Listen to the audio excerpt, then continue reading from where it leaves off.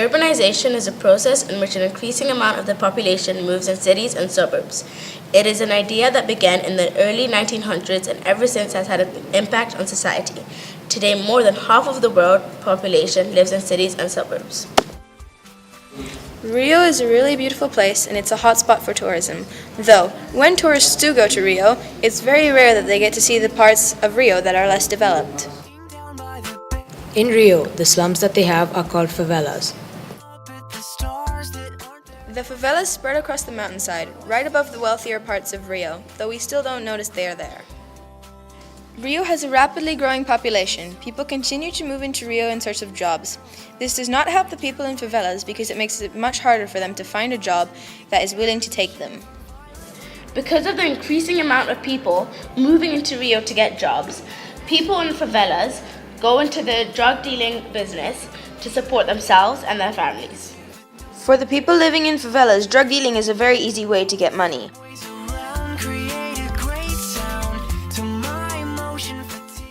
Oftentimes, children are also forced into the drug dealing business.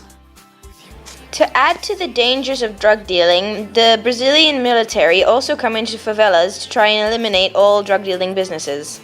This is extremely dangerous for children because they can be caught in the middle of the fights between drug dealers and the military.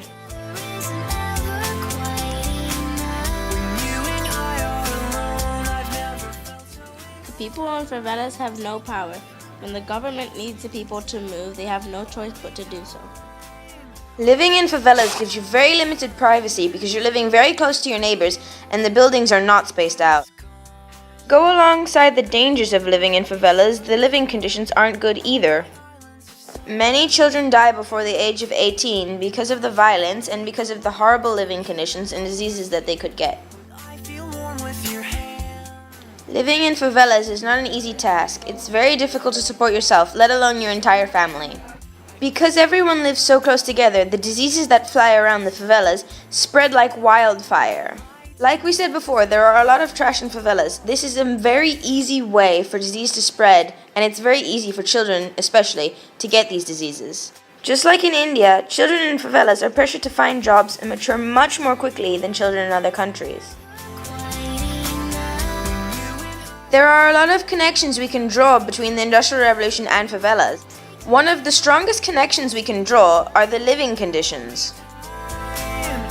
Just like in favelas, people living in the Industrial Revolution also lived cramped. Another connection we can make is that the living conditions for children were much harsher as well.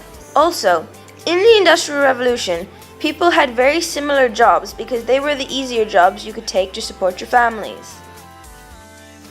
We have come quite far since the Industrial Revolution living conditions, though, just like the favelas, there still are places where these living conditions and demands are brought upon people. The hope that we have is that along with the urbanization, we can make living conditions for everyone in the world much better.